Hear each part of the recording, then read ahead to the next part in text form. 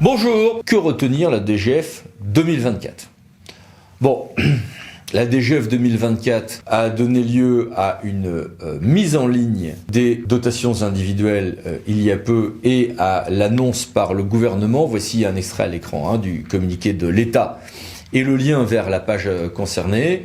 Nous disant que 82% des communes ont une stabilité ou une progression de leur DGF et que donc les 27 milliards d'euros que constitue la DGF ont donné lieu à un petit coup de pouce de 320 millions d'euros prévus par la loi de finances. Bon, tout ça, on le savait et on le retrouve effectivement à peu près dans la notification. Sauf que tout ceci, évidemment, est plus subtil que cela, qu'on est au stade notamment du comité des finances locales, CFL, sur des pistes de réforme, sauf qu'on sait très bien que le diable se niche parfois dans le détail. Et donc, quand il faut ce niveau d'expertise, moi, je me tourne vers différents amis et spécialistes, dont Luc Alain Verviche, que je salue. Bonjour à toi. Bonjour Eric. Première question, que retenir la DGF 2024? Et l'État a-t-il respecté sa promesse de l'avoir augmentée? On l'a augmenté, clairement. Le chiffre de 320 millions d'euros, il est confirmé, 290 millions d'euros sur la péréquation communale et 30 millions de plus sur la dotation d'intercommunalité. Et ça a marché, clairement, dans la mesure où, si on regarde les premiers chiffres qu'on a, sur 35 000 communes à peu près, on en a un peu plus de 80% qui bénéficient au total d'une augmentation et un peu moins de 20% qui subissent une baisse. C'est évidemment moins bon qu'en 2023, mais c'est bien meilleur en statistique que les années précédentes.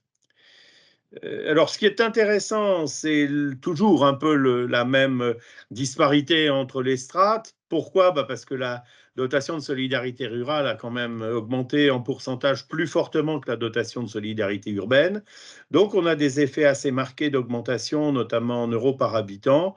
Ça augmente en moyenne plus dans les petites communes que dans les intermédiaires, je dirais, sauf dans les grosses moyennes qui, elles, bénéficient en revanche de l'effet dotation de solidarité urbaine. Ça, c'est assez intéressant. Et la contrepartie, c'est qu'en revanche, on trouve un peu le même effet contraire chez les petites, c'est-à-dire que la baisse dans les petites communes où ça baisse est relativement importante en moyenne, puisqu'elle dépasse parfois, elle dépasse en moyenne 6 euros par habitant. Mais globalement, l'État a eu raison d'annoncer le mouvement. Alors, il n'en reste pas moins qu'il pose toujours, évidemment, qu'il reste toujours quelques problèmes, notamment le retour de l'écrêtement. On sait que c'était le moyen principal de financement des dotations de péréquation. Ça ne l'est pas cette année, mais l'écrêtement finance quand même en partie l'évolution démographique des communes. Et on se retrouve avec un nombre de communes écrêtées qui, finalement, sans être tout à fait aussi élevé qu'il l'était au cours des années précédentes, est quand même pas complètement négligeable, puisqu'on en a environ 15 000, si nos premiers calculs sont bons, un peu plus même, avec le handicap majeur qu'on connaissait, qu'on avait anticipé depuis 2022, qui est la disparition de la ville de Paris pour contribuer à l'écrêtement, puisque la ville de Paris a une dotation forfaitaire nulle. Et quel est ton regard sur les nouveautés de la DGF 2024, notamment en matière de garantie? Alors là, la nouvelle dotation de garantie qui a été mise en place, donc, et qui se substitue aux anciennes garanties qui existaient dans chacune des composantes de la DGF, elle est intéressante, puisque d'abord, elle évite aux communes dans la DSR, dans la DSU, dans la dotation nationale de péréquation, finalement de payer pour les communes nouvelles. Ça, c'est un élément qui n'est pas négligeable. Et puis, le montant n'est pas complètement nul non plus, puisque la dotation de garantie, c'est un peu plus de 20 millions d'euros. C'est, si je ne dis pas de sottises, de l'ordre de 23 millions d'euros. Donc, c'est clair que c'est quelque chose qui a finalement fonctionné assez bien. Et par définition, ça ne concerne pas non plus toutes les communes nouvelles, puisqu'il y en a une partie, notamment celles qui bénéficient d'une augmentation de la population, dont les dotations spécifiques ont de toute façon augmenté. Le deuxième élément intéressant, c'est le basculement de l'ancienne compensation par salaire de toutes les communes, et notamment celles qui sont encore en fiscalité additionnelle, vers les EPCI, quels qu'ils soient. Ce montant est là aussi assez significatif, hein, puisqu'il représente un peu moins de 50 millions d'euros, en fait, avec un tout petit, j'allais dire un tout petit, toute petite manœuvre, si je puis dire, de la part de l'État, puisque on sait que l'État, en fait, prélève aux communes la totalité de la compensation par salaire qu'elles percevaient encore, alors que les EPCI ne le reverseront que dans le cas où cette compensation est au moins égale à 100 euros. Ça paraît marginal, et évidemment ça l'est, mais c'est vrai que ça fait partie des petits phénomènes qu'il est assez intéressant d'observer finalement. Troisième élément un peu significatif aussi, c'est j'allais dire, la légification du dispositif relatif aux diffusions de communes, puisque en 2020, le gouvernement avait dû finalement faire avec les moyens du bord lorsqu'une fusion de communes avait été annulée par le tribunal administratif. En 2024, on a 2 cas de communes nouvelles qui se sont scindées. Et là, l'État a pris soin de traduire dans la loi les modalités pratiques suivant lesquelles il faut faire les calculs, ce qui est évidemment toujours un petit peu compliqué. Donc finalement, des innovations heureuses, je pense, et qui effectivement portent leurs fruits, même si au regard de la masse de la DGF, évidemment, ça reste marginal.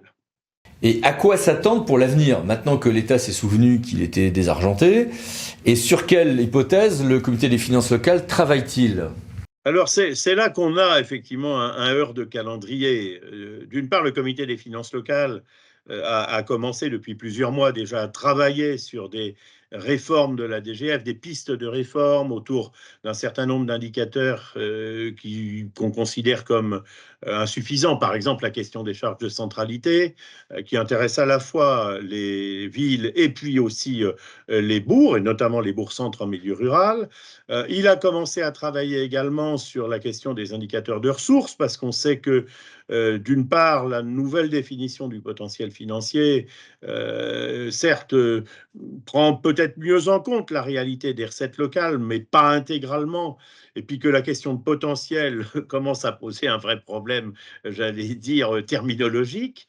Et puis par ailleurs, on sait également que la nouvelle définition de l'effort fiscal, qui va commencer à rentrer en vigueur pour les communes à partir de 2024, qui a commencé d'ailleurs à partir de 2024, est assez fortement contestée, puisqu'elle revient finalement à ne prendre en compte que la fiscalité communale, alors que tout le mouvement d'intégration intercommunale depuis 30 ans a abouti quand même à faire peser aujourd'hui d'un poids non négligeable la fiscalité intercommunale. Donc des éléments sur lesquels le CFL a véritablement commencé à ouvrir des pistes, et puis, comme je le disais, qui se heurtent aujourd'hui aux perspectives de maîtrise des finances publiques, sur lesquelles, bon, derrière les premiers éléments qu'on a appris au mois de février, notamment par exemple la réduction du fonds vert, ce qui est évidemment un peu handicapant dans un contexte d'accélération de la transition écologique, on peut se demander si on ne va pas ressortir finalement des vieilles recettes.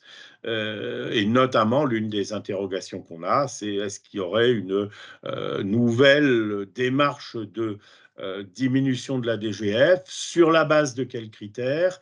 Est-ce qu'on prend en compte la trésorerie des collectivités locales? Et sur ce point, on va publier très prochainement un document intéressant qui montre que la question de la trésorerie est beaucoup plus complexe en fait qu'on ne peut le penser. Est-ce que l'État va plutôt se concentrer sur le financement des investissements? Mais clairement, comme je le disais, les 500 millions d'euros de moins sur le fonds vert sont peut-être soit une réponse d'urgence, et on peut le comprendre, mais il ne faudrait pas que ce soit une réponse pérenne. En tout cas, on a effectivement, et on comprend que les collectivités locales puissent s'inquiéter, aujourd'hui un vrai enjeu sur cette DGF qui continue quand même à peser d'un poids non négligeable dans les ressources locales. Très clairement, par ailleurs, sur le plan technique, il faut bien reconnaître que c'est un peu extraordinaire que la DGCL ait réussi à mettre en ligne les montants individuels le 30 mars. Et il faut vraiment l'en féliciter. Enfin, c'est un exploit considérable compte tenu de la difficulté technique à traiter les questions et à faire remonter les indicateurs. Donc, clairement, une réforme, oui, elle serait nécessaire. Est-ce que le moment, finalement, n'est pas venu d'attendre la douloureuse, si jamais la douloureuse portait sur la DGF actuelle, ou bien est-ce qu'il ne faut pas carrément aller beaucoup plus vite et, par exemple, s'inspirer de la montée en puissance de la dotation aménité rurale? Je rappelle qu'elle est passée de 5 millions à 100 millions en l'espace de 5 ans. Peut-être que c'est une piste à creuser de mieux différencier en fait les situations territoriales. On verra un petit peu ce que les acteurs dans le dialogue ont en réflexion aujourd'hui. Mais clairement, du coup, on peut se demander si finalement 2025 est le bon calendrier pour une réforme. Est-ce qu'il ne vaut pas mieux finalement tempérer un peu les choses et puis prendre un peu plus encore le temps de la réflexion? Merci, au revoir. Merci à toi, Eric. Et au revoir à vous. À bientôt pour une nouvelle vidéo, les 10 minutes juridiques, parlons d'associés pour VK. Pensez à vous abonner, c'est par là. Merci, au revoir.